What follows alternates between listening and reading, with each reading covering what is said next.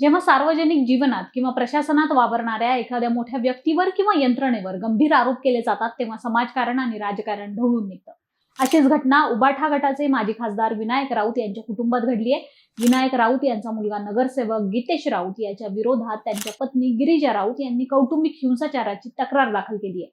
त्यावरून पोलिसांनी गीतेश राऊत यांच्यासह कुटुंबातील इतर सदस्यांविरोधात ठाण्यातील कापूरबावडी पोलीस ठाण्यात गुन्हा दाखल केलाय।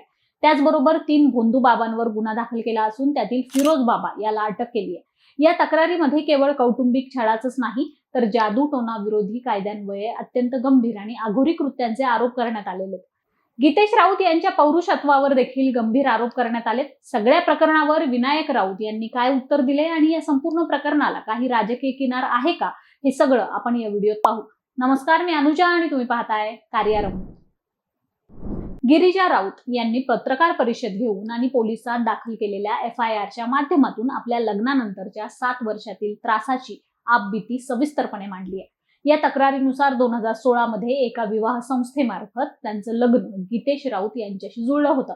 लग्न ठरवताना गीतेशच्या सासरच्या नातेवाईकांनी आणि लग्न जुळवणाऱ्यांनी वाकोला, सांताक्रूज येथे त्यांचा स्वतःचा मोठा बंगला आणि फ्लॅट असल्याचं सांगितलं होतं।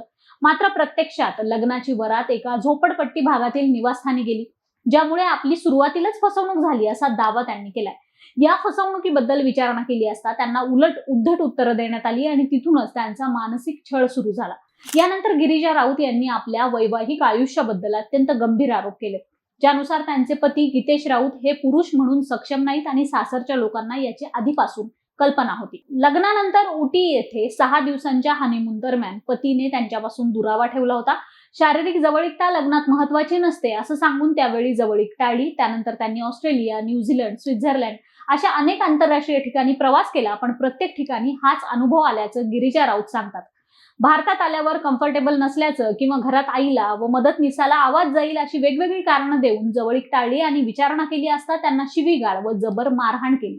याशिवाय सासू श्यामल राऊत या पती घरी असताना आणि नसताना पूर्णपणे वेगळी वागत असत, टोमणे मारत असत आणि नात्यात क्लेश निर्माण करत असत। पती गीतेश हा गिरिजा यांच्या मासिक पाळीच्या तारखा स्वतःच्या फोनमध्ये नोंदवून ठेवत असे आणि सासरे विनायक राऊत हे खासदार असल्याने त्यांचे सतत राजकीय कार्यक्रम चालू असायचे। त्यामुळे या कार्यक्रमांमध्ये कोणतीही अडचण येऊ नये म्हणून सासू आणि पती गिरिजा यांना मासिक पाळी पुढे ढकलण्याच्या गोळ्या घेण्यासाठी जबरदस्ती करत होते।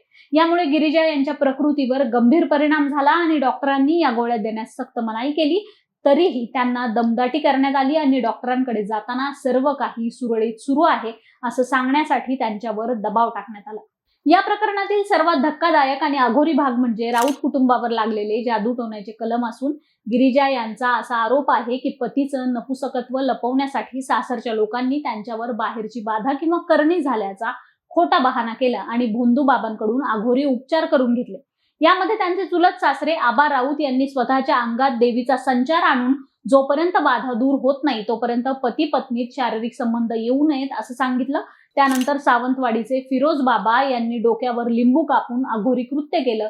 राजापूरचे काझी बाबा यांनी अंगाभोवती कात्री फिरवून भीतीचं वातावरण तयार केलं, तर कुडाळचे हरिश्चंद्र घाडी या भोंदू मांत्रिकाने काळ्या कणकेच्या भावल्या, टाचण्या, जिवंत कोंबडा आणि कच्च्या मांसाचा वापर करून अघोरी प्रकार केले। गिरिजा यांच्या डोक्याचे केस क्रूरतेने कापण्यात आले। घरात बळजबरीने गोमूत्र प्यायला दिलं आणि विभूतीची राख पाण्यात टाकून पिण्यास दिली गेली असा खळबळजनक आरोप गिरिजा यांनी केलाय। त्यांनी विनायक राऊत हे दुसऱ्या पत्नीसोबत दुसऱ्या घरात राहतात आणि त्यांनी हे लग्न आपल्यापासून लपवले असा दावा देखील केलाय। हे सर्व आरोप अत्यंत गंभीर आणि खळबळजनक असले तरी या प्रकरणाला दुसरी अत्यंत महत्वाची बाजूही आहे, जी विनायक राऊत यांनी समोर आणली आहे। गिरिजा राऊत यांच्या या आरोपानंतर माजी खासदार विनायक राऊत यांनी तातडीने पत्रकार परिषद घेत आपल्या कुटुंबावरील सर्व आरोप पूर्णपणे फेटाळून लावलेत आणि या मागचं सत्य काय आहे हे देखील त्यांनी स्पष्ट केलंय।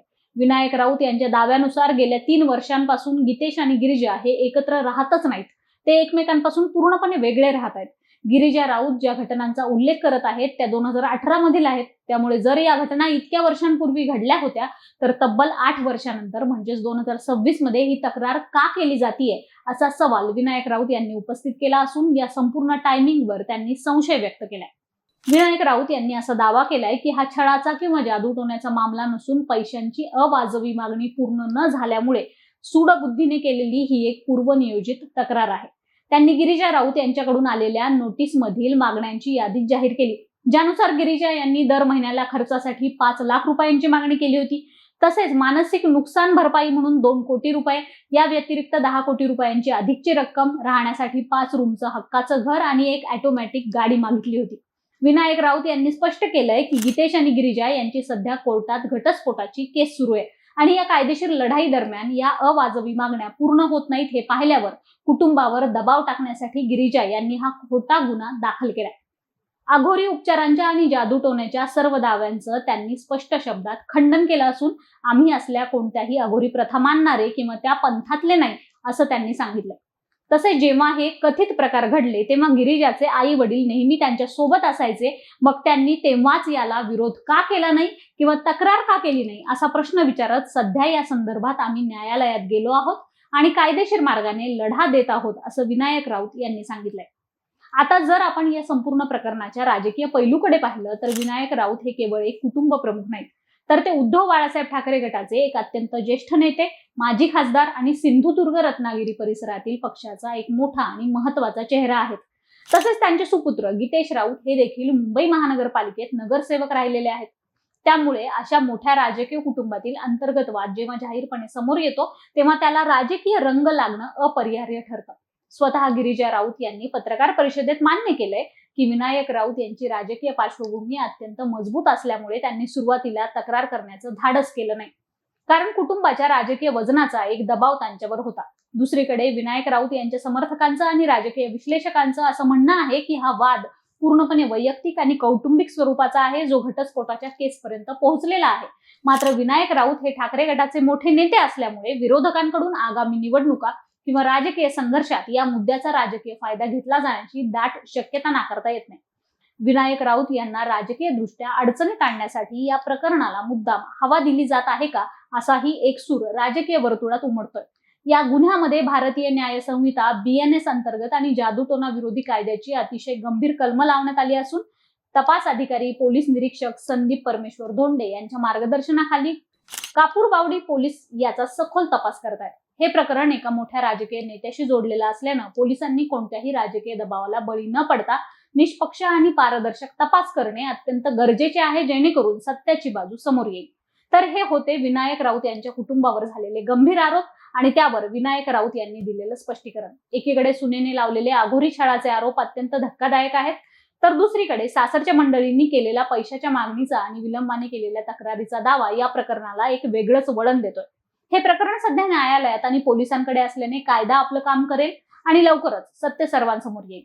तुम्हाला या संपूर्ण प्रकरणाबद्दल काय वाटतं? यात खरोखरच कौटुंबिक छळ झाला आहे की यामागे काही राजकीय कट किंवा पैशांचा वाद आहे? तुमच्या प्रतिक्रिया आम्हाला कमेंट बॉक्समध्ये नक्की सांगा. कार्यारंभवर नवे असाल तर सबस्क्राईब करा, व्हिडिओला लाईक करा, शेअर करा. कार्यारंभ डिजिटल या आमच्या फेसबुक आणि इन्स्टा पेजला फॉलो करायला विसरू नका. धन्यवाद.